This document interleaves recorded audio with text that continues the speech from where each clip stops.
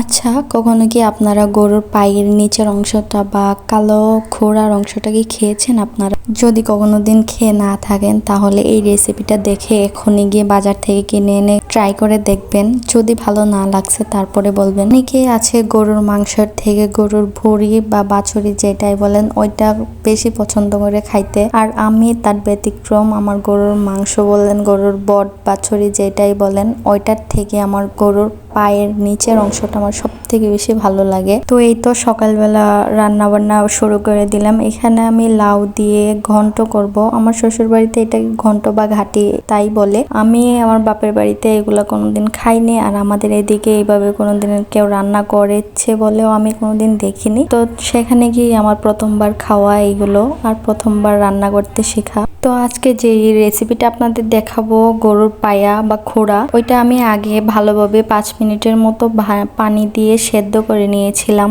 এটা সেদ্ধ হলে উঠাতে, এই পায়ের কালো নিচের অংশটা উঠাতে একটু তাড়াতাড়ি হয়। তো আমি বটি দিয়ে আর চাকু দিয়ে, আপনারা যেভাবে পারেন ওইভাবে খোলার চেষ্টা করবেন। আর আমি বেশিরভাগ বটি দিয়েই খুলেছি, আর চাকু দিয়ে খুলতে গিয়ে তো আমার হাতটাই কেটে গিয়েছিল। তো এই যে কালো অংশটা, এটা বটি দিয়ে একটু খুঁচা দিলেই বা চাকু দিয়ে একটু খুঁচা দিলেই খুলে যায়। খোলা কিন্তু একদমই সহজ যদি আপনি প্রসেসটা ভালোভাবে খেয়াল করেন বা নিজে প্রসেসটা ভালোভাবে করতে পারবেন। এইদিকে আমি লাউ আর আলুর ঘন্টটা বসিয়ে দিয়েছি। আর যে যাই বলুক, মাটির চুলা রান্নার সাথে কিন্তু কোনো কিছুরই তুলনা নেই। আমার কাছে মাটির চুলা রান্না খুবই মজা লাগে, তাই আমি বেশিরভাগ চেষ্টা করি মাটির চুলাতেই রান্না করার জন্য।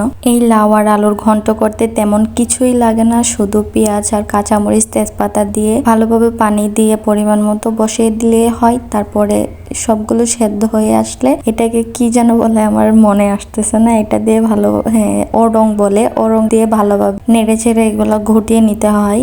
একদম ঘোটা হয়ে গেলে তারপরে তেলে দিতে হয়। তেলেও তেমন কিছুই লাগে না, পেঁয়াজ আর রসুন কুচি করে দিয়ে ভাজা ভাজা হয়ে গেলে হালকা একটু জিরে ফোড়ন দিতে হয়। জিরে ফোড়ন দিয়ে তারপরে ঘাটিটা দিয়ে দিলেই ভালোভাবে একটু নাড়াচাড়া করে নামিয়ে নিলে রেডি হয়ে লাউ আর আলুর ঘন্ট, যেটা আমার কাছে রুটি দিয়ে খাইতে অনেক বেশি মজা লাগে। আর আমি আস্তে আস্তে কুষ্টিয়ার সবকিছুই খাওয়া শিখে গেছি। আর এইদিকে আমার ঘন্ট রান্না হয়ে গেছে। এখন আমি আসবো আসল রেসিপিতে। তো এখানে আমার কুকারটা চুলাতে বসতেছে না, তাই আমি নিচে একটা কি যেন দেওয়া লাগে, ওইটা দিয়ে তারপরে খুড়া রান্নার রেসিপিতে চলে যাব। তো এখানে আমি খুড়াগুলো ভালোভাবে পরিষ্কার করে নিয়েছিলাম, ময়লা আছে কিনা। তারপরে পায়ের পশম থাকে, যেহেতু এটা পায়ের একদম নিচের কালো অংশটা, ওইটা তো অনেক বেশি পশম থাকে। তো ওইটা আমি ভালোভাবে পরিষ্কার করে নিয়েছি। তারপরে নেয়ার পরে এখানে মাংসের মধ্যে যে মশলাগুলো দেওয়া লাগে ওইগুলাই দিয়ে দিয়েছি। রসুন বাটা, আদা বাটা, পেঁয়াজ বাটা, তারপরে তেজপাতা, এলাচ, দারচিনি বাটা, হলুদের গুঁড়া, মরিচের গুঁড়া,